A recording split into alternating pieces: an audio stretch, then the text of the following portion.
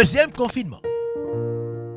Deuxième confinement, vous allez voir qu'à travers les confinements, des révélations, des promesses, des choses magnifiques sont sorties. Et c'est là du confinement de Jésus. Jésus aussi a été en confinement, poussé par le Saint-Esprit.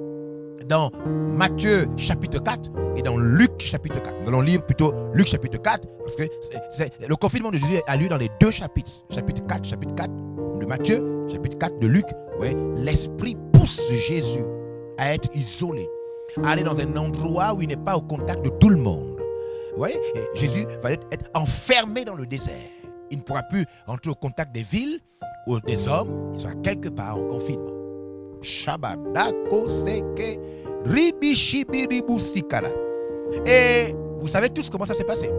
Et c'est dans le confinement de Jésus, dans Matthieu 4 et dans Luc 4, qu'on va voir Jésus remporter la victoire. Quelle victoire?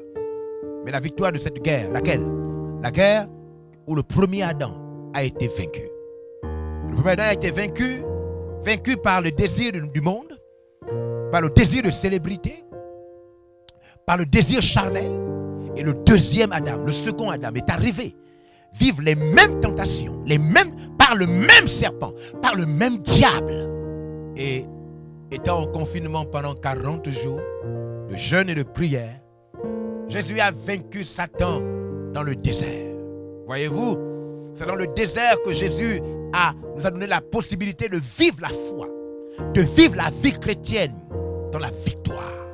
Jésus a vaincu les tentations. Il a vaincu les tentations. Il a vaincu le péché. Il a vaincu le diable.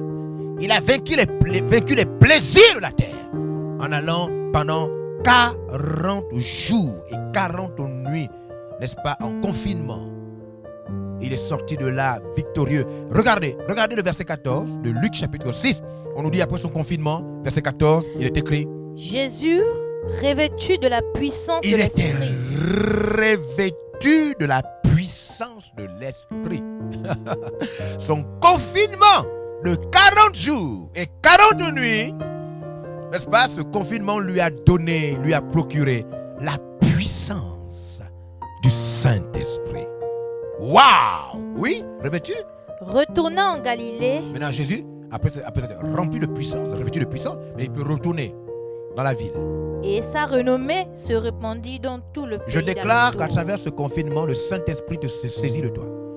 Je déclare qu'après ce temps de coronavirus qui est un temps qui va bientôt terminer, Dieu te remplit de Saint-Esprit et que lorsque tu vas sortir de ton confinement, tu seras une autre femme, un autre homme. Tu auras des nouvelles idées, des nouvelles possibilités. Ta vie de prière aura changé. Ta capacité de t'approcher de Dieu sera évidente. Pendant ce temps de confinement, Dieu te visite dans ta chambre, sur ton lit, pendant que tu dors. Il t'apparaît, son esprit te remplit. Tu es rempli de Dieu, rempli de Dieu. Une retraite spirituelle t'est imposée par ce confinement. Au nom de Jésus-Christ de Nazareth, comme avec Jésus, que ce confinement te rend puissant, revêtu d'Esprit Saint. Amen.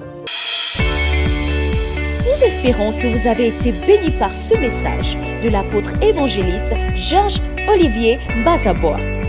Vous pouvez permettre à d'autres personnes de jouir de cet enseignement en devenant partenaire par vos dons, dîmes et offrandes au numéro de compte inscrit.